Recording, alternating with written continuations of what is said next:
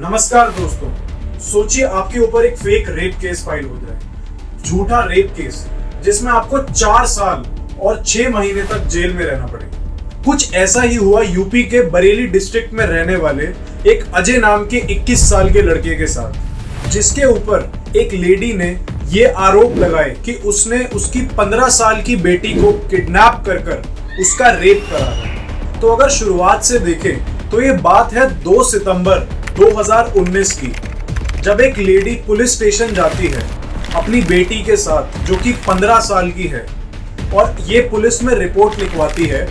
कि उसकी बेटी का एक अजय नाम के व्यक्ति ने रेप करा है, उसे किडनैप कर और उस पे कई धाराएं लगवाई जाती हैं और उसी कंप्लेंट के बेसिस पर एक FIR कराई जाती है जिसमें धाराएं लगवाई जाती हैं किडनैपिंग की, रेप की, रॉन्गफुल कन्फाइनमेंट की, जिसमें दोषी पाए जाने पर आजीवन कारावास तक की जेल हो सकती है। तो 2 सितंबर की FIR के 28 दिन बाद यानी कि 30 सितंबर को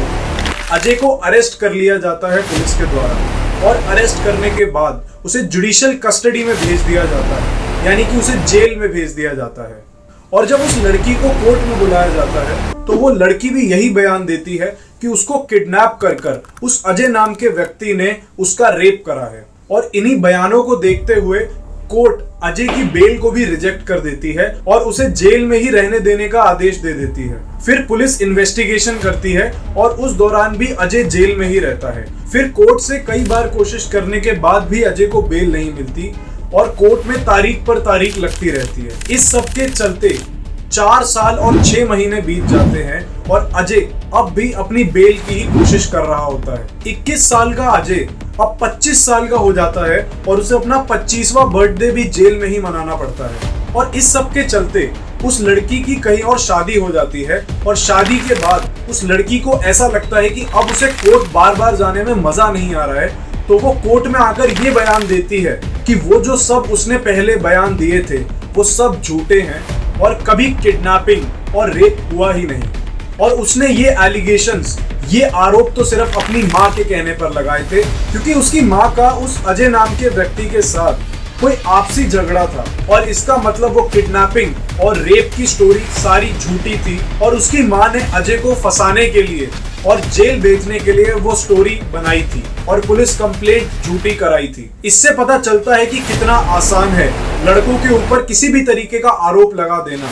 सेक्सुअल हरासमेंट और रेप जैसे गंभीर धाराओं के अंतर्गत FIR करा देना, जिससे उस लड़की को तो सिर्फ पुलिस स्टेशन में जाकर बोलना था कि उसने मेरे साथ गलत करा है, लेकिन लड़का 4 साल तक अपने सबसे इम्पोर्टेंट टाइम पर जेल में था। जब बच्चों की करियर बनाने की उम्र होती है तब उसको जेल भिजवा दिया गया बिना किसी रीजन के, बिना किसी प्रूफ के। वो तो भला हो एडिशनल डिस्ट्रिक्ट जज ज्ञानेंद्र त्रिपाठी का कि उन्होंने इस बात को बहुत सीरियसली लिया और उस लड़की के ऊपर भी, जिसने एक फेक केस फाइल करा था, मुकदमा चलाया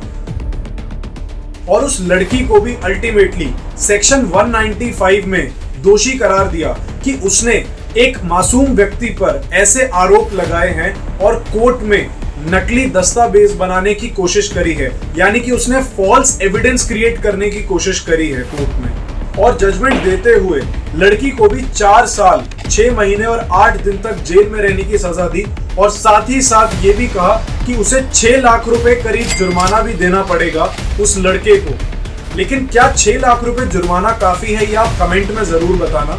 इंडिया में ऐसे केसेस बढ़ते ही जा रहे हैं जिसमें लड़कियां लॉस का मिसयूज कर रही हैं। ऐसा ही एक NCRB का सरकारी डेटा कहता है कि हर 100 रेप केसेस में से 74 यानी कि 74 रेप केसेस में ये प्रूव नहीं हो पाता कि लड़के ने रेप करा था, यानी कि 74 लोगों को बरी कर दिया जाता है। ऐसे कानूनों का मिसयूज होते हुए भी जो हमारे नए लॉज आए हैं, भारतीय न्याय संहिता, उसमें एक और नया कानून जोड़ा गया है जिसका भी बहुत मिसयूज हो सकता है। लड़कियां ब्रेकअप करने के बाद अपने बॉयफ्रेंड से बदला लेने के लिए उस सेक्शन का उपयोग कर सकती हैं उनको जेल भेजने के लिए इसी तरह से। तो अगली वीडियो में हम कवर करेंगे कि एग्जैक्टली ये नए कानून में सेक्शन 69 क्या है और उस नए कानून के 1 जुलाई से इम्प्लीमेंट होने के बाद ऐसे क्या क्या मेजर्स हैं जो अब लड़कों को इंडिया में लेने ही चाहिए, वो मैं अगली वीडियो में कवर करूंगा, तो उसके लिए आप सब्सक्राइब कर दीजिए और शेयर भी करना मत भूलना।